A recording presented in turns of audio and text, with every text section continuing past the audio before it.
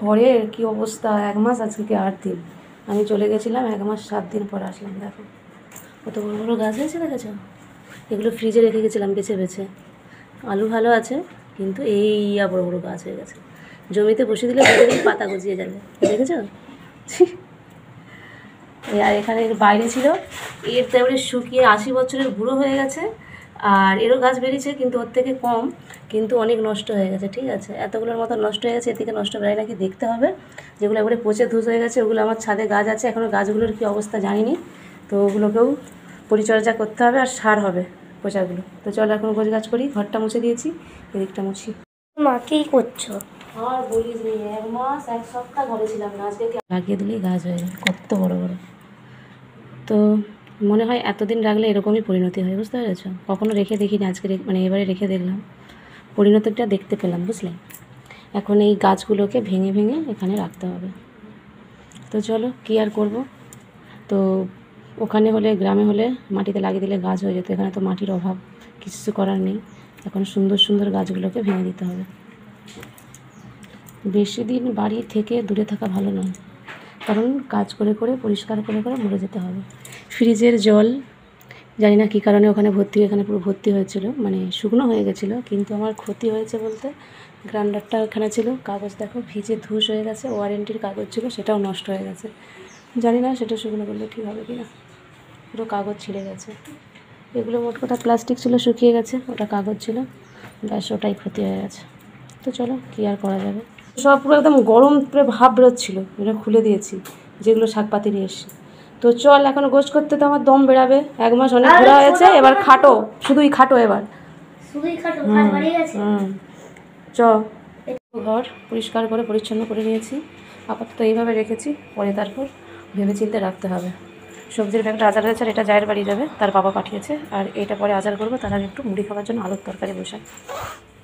বাসন কোসনগুলো সব ধুয়ে নিয়েছি, সব পরিষ্কার করে নিয়েছি। এগুলো ধুয়ে রেখেছি, ঠিক আছে, ধুয়েছি, শুকনো হলে ফ্রিজে তুলে রাখবো। চলো আলুর তরকারি করি একটু। আজকে 1 মাস 8 দিন, 1 মাস 7 দিন পর ছাদে আসলাম। যখন গেছিলাম এই গাছটাই কুঁড়ি হয়েছিল, এখন দেখো কত ফুল ফুটেছে। তো ছাদে চলে এসেছি, ঘরটার পরিষ্কার করে। আমার গাছগুলো দেখার জন্য মন ছটফট করছে, কত কুঁড়ি এসছে, কিন্তু রোগ লেগে গেছে। দেখেই গেছিলাম ওষুধ দিতে হবে, কিন্তু ফুল মনে হচ্ছে ফুটবে না। টগর ফুলের গাছটাও ফুল ফুটছে, গাছগুলো মোটামুটি ভালোই আছে, ঘাস আছে। ও মা, বাকস পাতার গাছটা কত বড় হয়ে গেছে দেখো। এই ফুল গাছটা এইটুকু ছিল, এটা আমি লাগিয়েছিলাম চারা, দেখো এখানেও ফুল ফুটছে। জবা ফুলের গাছটাই কত ফুল ফুটেছে, এই গাছটা মরে গেছে আমার কিউটি। তো এটা অ্যালোভেরা গাছটা দেখো, কতদিনের পর গাছগুলো যেরকম ছেড়ে এসেছি, মন খারাপ হচ্ছে অনেকদিন থাকার পর, আবার এসেই ওই জিনিসগুলোকে দেখে অনেক ভালোও লাগছে। তো দেখো ওটা ওই বেলফুলেরই মতো দেখতে, কিন্তু বেলফুল নয়। দেখো কত ফুল ফুটেছে, দারুণ লাগছে আমাকে দেখতে। তো চলো গাছগুলোকে পরে পরিচর্যা করবো। এখন এই যেই পচা আলুগুলো পচেছে এখানে রেখে দিচ্ছি, ঠিক আছে? তো পরে এই ঘাসটা লিখিয়ে সার ওষুধ সব পরে দেবো। আমি শুধু ভাবছি এই গাছটা কত ছোটো ছিল, এই গাছটাতে কুড়িয়ে এসেছিলো না, দেখো এই গাছটাতে ফুল ফুটছে, চারা পরে হয়েছিল, বুঝলে? পরে সার ওষুধ দেবো। এখানে আলু গাছ বেরিয়েছে শুদ্ধ, দেখেছো? এই যে আলু গাছ, এটা নিয়ে চলে যায়, আজকে শাক ভাজা করবো, শাক ভাজাই দিয়ে দেবো। আরে এই তো আলু গাছ। ও দেখো আবার কচুর কোথায় খোসা ফেলেছিলাম, দেখো কচু শাকও হয়েছে, দেখেছো?